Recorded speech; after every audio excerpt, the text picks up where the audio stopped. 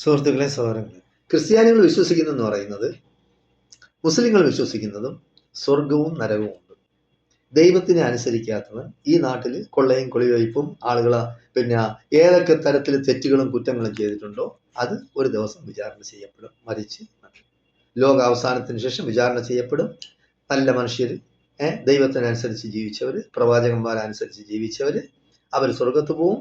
ഏകദൈവ വിശ്വാസികളാണ്. ഏകദൈവത്തിൽ വിശ്വസിക്കുന്ന, ദൈവം ജനിച്ചിട്ടില്ല എന്നും ദൈവം ആരെയും ജനിപ്പിച്ചിട്ടില്ല എന്നും, ദൈവം സൃഷ്ടിച്ചിട്ടേ ഉള്ളൂ. ദൈവം സൃഷ്ടിച്ചിട്ടേ ഉള്ളൂ. ദൈവം ജനിച്ചിട്ടില്ല, ദൈവം മരിക്കുകയില്ല, ദൈവം ആരെയും ജനിപ്പിച്ചിട്ടുമില്ല. അങ്ങനെ വിശ്വസിക്കുന്നവർ മാത്രമേ സ്വർഗത്ത് പോകുള്ളൂ. അപ്പോൾ ദൈവത്തിനെ അനുസരിക്കും സ്വർഗത്ത് പോവും, അല്ലാത്തവൻ നരകത്തിൽ പോകും. അത് ഇവിടെ ഇപ്പൊ പറഞ്ഞിട്ട് കാര്യമില്ല.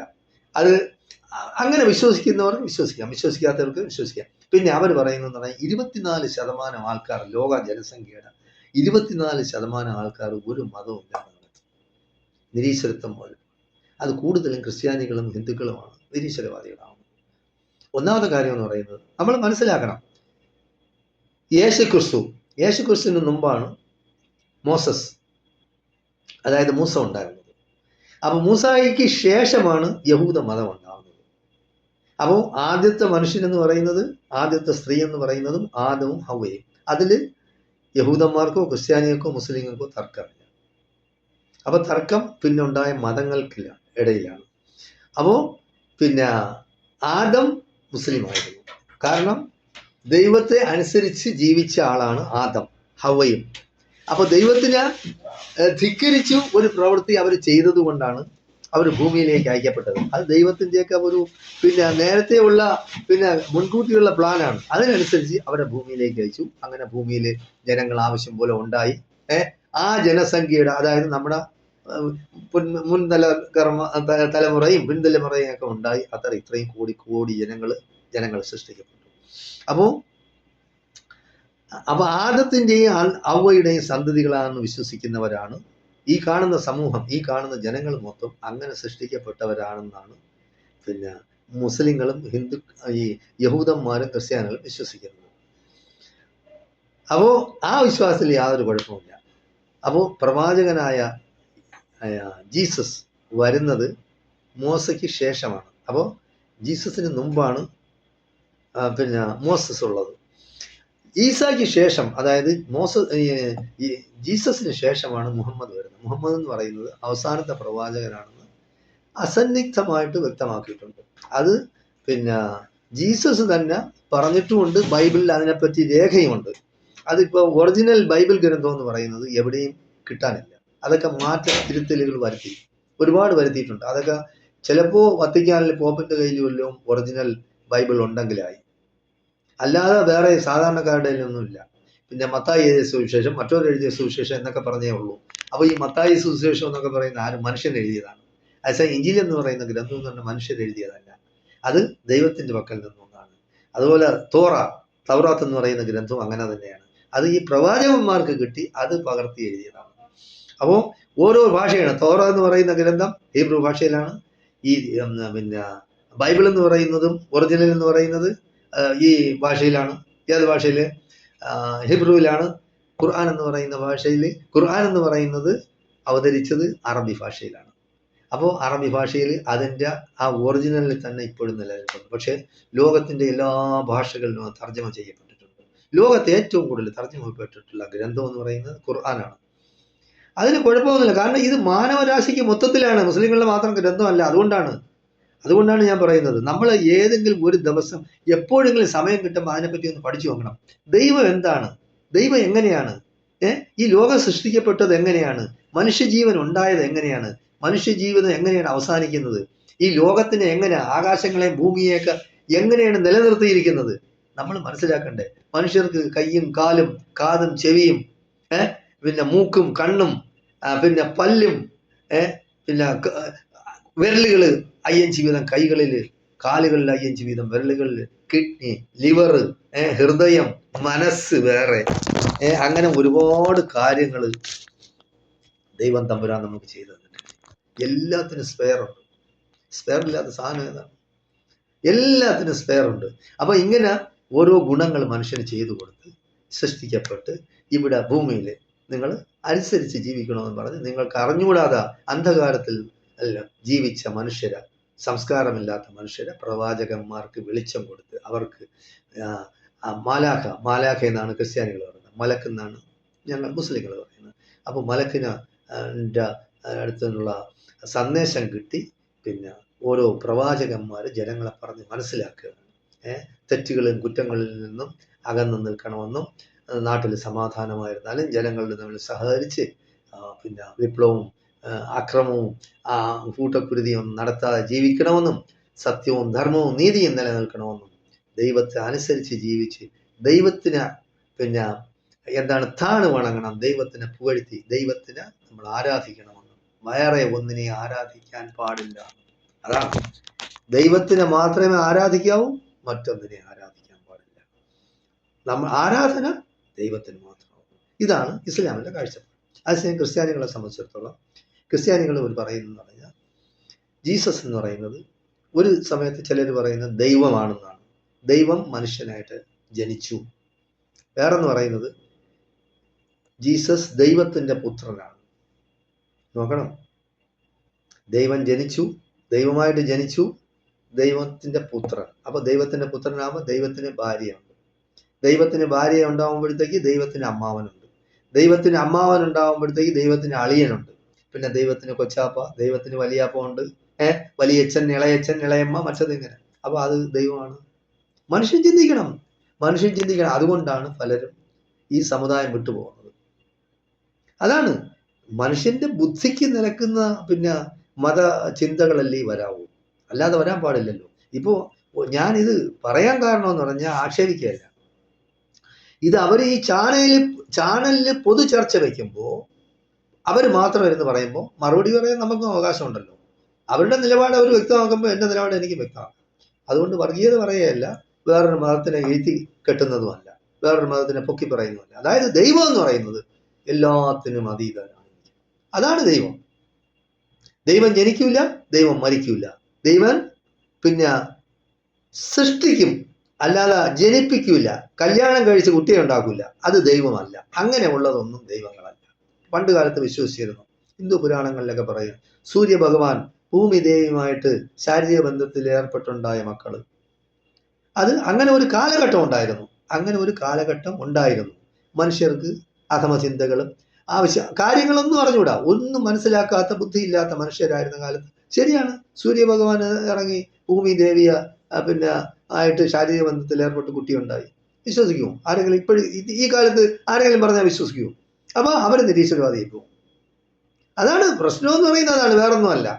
അപ്പോൾ മനുഷ്യർക്ക് വിശ്വസിക്കാൻ പറ്റുന്ന രീതിയിലുള്ള വിശ്വാസങ്ങളാണെങ്കിലേ മനുഷ്യൻ സ്വീകരിക്കുള്ളൂ. കാരണം ഇന്നെന്ന് പറയുന്നത് അങ്ങനെയാണ് കാലഘട്ടം.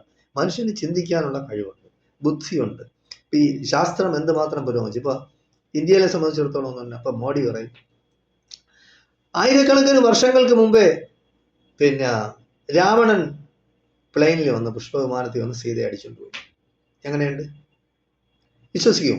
ആരെങ്കിലും വിശ്വസിക്കുമോ? ഏത് എഞ്ചിനാണ്, എവിടെയാണ് ഫിറ്റ് ചെയ്തത്, എവിടെയാണ് അതിൻ്റെ ബോഡി ഉണ്ടാക്കിയത്, എങ്ങനെയാണ് പറന്ന്, അന്ന് എവിടെയായിരുന്നു എയർപോർട്ട്? അപ്പോൾ ബുദ്ധി ഇല്ലാത്ത, ലോകം മൊത്തം കറങ്ങി നടക്കുന്ന മനുഷ്യനാണ് മോഡി. ഈ ലോകം പുരോഗമിച്ചതൊക്കെ കാണേ കേൾക്കെ അറിയുകയും ചെയ്യുന്നതാണ്. കുറച്ച് വിഡ്ഢികളെ പിന്നെ തൃപ്തിപ്പെടുത്താൻ വേണ്ടി ആയിരക്കണക്കിന് വർഷങ്ങൾക്ക് മുമ്പ് പ്ലെയിൻ ഉണ്ടായിരുന്നു എന്ന് പറയുന്നത് എന്തോ ഒരു പമ്പര വെട്ടിത്തരമാണ്. മനസ്സിലാക്കണം. അപ്പോൾ ഇങ്ങനെയുള്ളവർ നിരീശ്വരവാദികളാവും. അതിന് അവരെ കുറ്റം പറഞ്ഞിട്ട് കാര്യമില്ല. കാരണം നിങ്ങൾ അവരെ പിന്നെ നിരീശ്വരവാദികളാക്കുകയാണ്. 2, പിന്നെ പറയുന്നത് ഞാൻ തന്നെ പുത്രനും യഹോവയുമാണ്. ഞാൻ തന്നെ പുത്രൻ, ഞാൻ തന്നെ ദൈവം. നടക്കും, അങ്ങനെ നടക്കും. അപ്പൊ സ്ത്രീ ആരായി? പ്രസവിച്ച സ്ത്രീ, അതായത് ജീസസിനെ പ്രസവിച്ച മറിയം എന്ന് പറയുന്ന സ്ത്രീയാണ്. അപ്പോൾ ലോകത്ത് ഏറ്റവും കൂടുതൽ മറിയമിനെയും മറിയമിന്റെ മകൻ മസീഹ് എന്നും പേരുണ്ട്. ആർക്ക്? ഈ ജീസസ് എന്ന് പറയുന്ന പേര് പിന്നെ ഇട്ടതാണ്.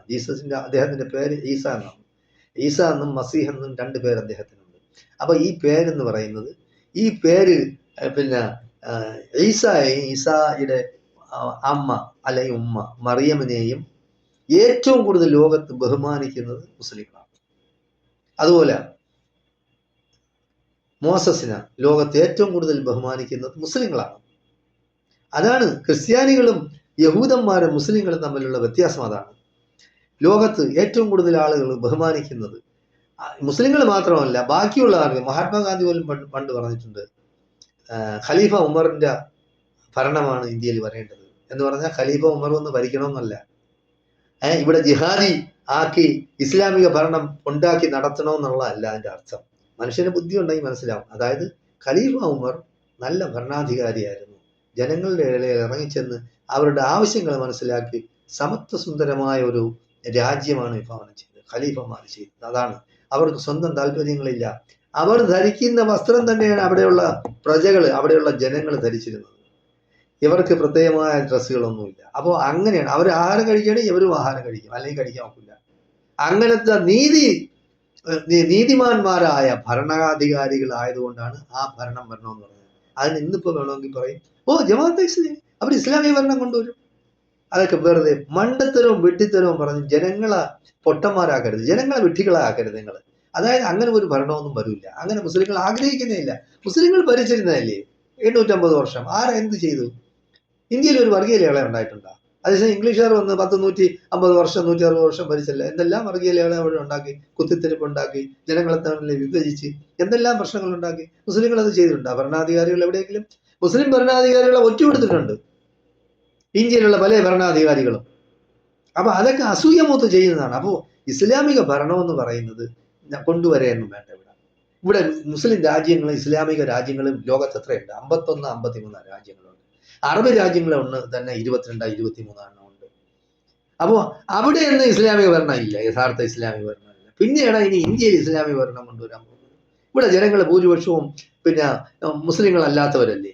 അവിടെ ഇസ്ലാമിക ഭരണം അതൊക്കെ ഈ വെറുതെ പ്രചാരണം നടത്തുകയാണ്.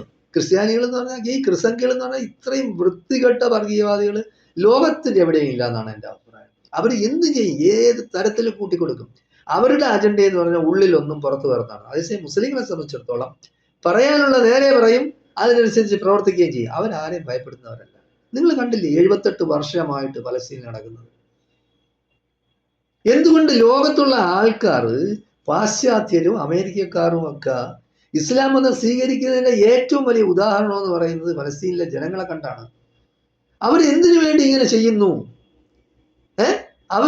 അവർ മരണത്തെ മുന്നിൽ കണ്ടുകൊണ്ട് അവരുടെ സ്വാതന്ത്ര്യ സമരം നടത്തുന്നു. അതിനെ വരെ വക്രീകരിച്ച് ഹൃദയത്തിൽ ആ അഴുക്ക് കച്ചട വെച്ചിട്ട് എന്ത് വികൃതമായ മനസ്സിന്റെ ഉടമകളല്ലേ യഹൂദന്മാരെ, ഭീകരന്മാരെ സപ്പോർട്ട് ചെയ്യുന്നവരാണ്. നിങ്ങൾ കണ്ടിട്ടില്ലേ ഷായസ്കറിയ കേരളത്തില് ഈ ചാനലുകളുടെ നേതാവാണ്. അതായത് കാസയെന്ന് പറയണ്ട, കാസ എന്ന് പറഞ്ഞാൽ തീവ്രവാദിയാണ്, അതെല്ലാവർക്കും അറിയാം. അത് പറയുന്നില്ല. കാസ തീവ്രവാദിയാണെന്ന ഭീകരന്മാരാണെന്ന ഈ നിലപാടെന്ന് പറയുന്ന ഈ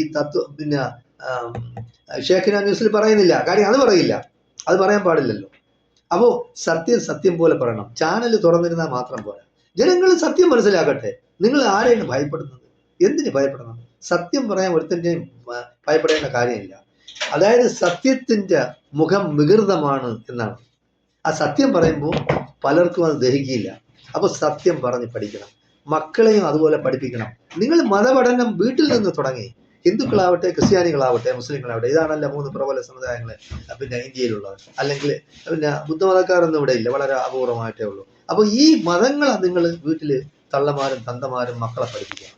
അപ്പോഴേ അത് അവർക്ക് നന്മ ചെയ്യും. അല്ലാതെ ഈ മതത്തെ പറ്റി ഒരു ഭീകരമായ രൂപം ഉണ്ടാക്കി വെക്കരുത്. മതങ്ങളെ പറ്റി പഠിക്കും, എല്ലാവരും പഠിച്ചിരിക്കട്ടെ. മതപഠനം നടത്തി മക്കളെ മതത്തിനെ പറ്റി എന്താണെന്ന് മനസ്സിലാക്കി കൊടുക്കണം. അപ്പോൾ അങ്ങനെ വരുമ്പോഴാണ് ഈ മതത്തിലുള്ള കുറെ കച്ചട വൃത്തികേടുകൾ ജനങ്ങൾ മനസ്സിലാക്കി. ചിലർ നിരീശ്വരവാദത്തിൽ പോകും, ചിലർ വേറെ മതം സ്വീകരിച്ചു പോകും.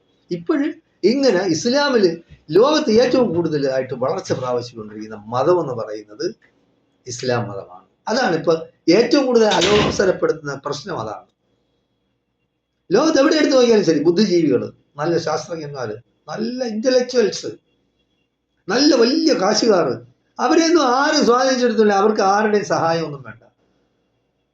പക്ഷെ അവർ ഇസ്ലാം മതം സ്വീകരിക്കുന്നു. ആരും അവരുടെ ബാക്കിൽ പോയി പ്രചാരണം നടത്തുന്നില്ല.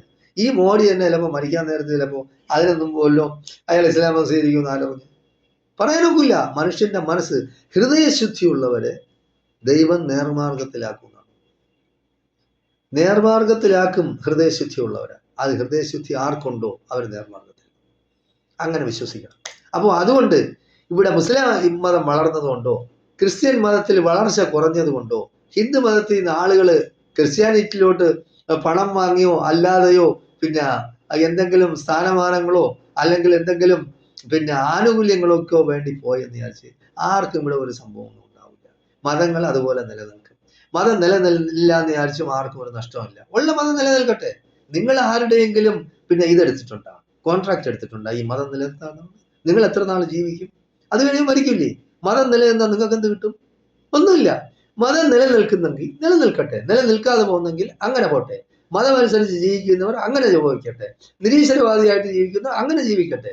അതിലൊന്നും ആവശ്യമില്ലാത്ത ഭയം സൃഷ്ടിച്ച് ജനങ്ങളുടെ ഇടയിൽ കുത്തിത്തിരിപ്പുണ്ടാക്കി പ്രശ്നങ്ങൾ ഉണ്ടാക്കി വീടുകളിലും ആളുകളിലും ഇതൊക്കെ ഇരുന്ന് കണ്ടു അയ്യോ ഞങ്ങളെ മതം പോയാൽ ഒന്നും സംഭവിക്കില്ല. മതം വേണമെന്നുള്ള മതം കൊണ്ട് കിടക്കട്ടെ, അല്ലാത്ത കൊണ്ട് കിടക്കണ്ട. അത് തന്നെ അതിന്റെ ചുരുക്കം. എന്തായാലും ശരി, ഇങ്ങനെയുള്ള ഈ ഷേഖന ന്യൂസ് എന്ന് പറഞ്ഞാൽ ഈ ചെറ്റത്തരം പറയാനായിട്ട് നിങ്ങൾ ഈ ചാനൽ തുറന്നിരിക്കരുത്. ലോകത്ത് എന്തെല്ലാം കാര്യങ്ങളുണ്ട്, മനുഷ്യർക്ക് നന്മ ചെയ്യാമെന്നുള്ള എന്തെല്ലാം ഇവിടെ കിടക്കുന്നു. അതിനെപ്പറ്റി നിങ്ങൾ ചർച്ച ചെയ്യും. മനുഷ്യൻ എങ്ങനെ ഗുണം ചെയ്യാം, അവർക്ക് എങ്ങനെ ആഹാരം കൊടുക്കാം, അങ്ങനെ വസ്ത്രം കൊടുക്കാം, വീടില്ലാത്തവന് എങ്ങനെ വീടുണ്ടാക്കി കൊടുക്കാം, അവരുടെ നന്മ എന്താണ്, നമുക്ക് എങ്ങനെ പണ്ടത്തെ പോലെ ഒരു 50-60 വർഷങ്ങൾക്ക് മുമ്പ് നമ്മൾ എങ്ങനെയാണ് ഇവിടെ കേരളത്തിൽ ജീവിച്ചത് അല്ലെങ്കിൽ ഇന്ത്യയിൽ ജീവിച്ചത്, അതുപോലെ നമുക്ക് സഹകരിച്ച് സൗഹാർദ്ദത്തിൽ വെറുപ്പും വിദ്വേഷവും ഇല്ലാതെ നമുക്ക് ജീവിക്കാം എന്നുള്ളതിനെ പറ്റി ചർച്ച ചെയ്യും. എൻ്റെ മതം എന്തുകൊണ്ടാണ് കുറഞ്ഞു പോയത്, മറ്റൊന്റെ മതം എന്തുകൊണ്ടാണ് വളർന്നത്, അതിനെപ്പറ്റി ചിന്തിച്ച് മനസ്സ് ഉണ്ടാക്കണ്ട. അത് ദൈവം തമ്പുരാൻ ഉണ്ട്, അത് അവർ ചെയ്തോളും. മതത്തിന്റെ പണിയൊക്കെ അവർ ചെയ്തോളും, ദൈവത്തിന്റെ പണി അവർ ചെയ്തോളും. നിങ്ങൾ ഇവിടെ സമാധാനമായിട്ട് സന്തോഷമായിട്ട് കഴിയാനുള്ള പരിപാടി അങ്ങനെയുള്ള ചർച്ചകളാണ് നടത്തേണ്ടത്. നന്ദി, നമസ്കാരം. ഇങ്ങനെയുള്ള വൃത്തികെട്ട മനസ്സും കൊണ്ട് നടക്കുന്ന ആൾക്കാരെ സമൂഹത്തിൽ ഒറ്റപ്പെടുത്തണം. സമൂഹം അവരെ തിരിച്ചറിയണമെന്നാണ് എനിക്ക് പറയാനുള്ളത്. നന്ദി, നമസ്കാരം.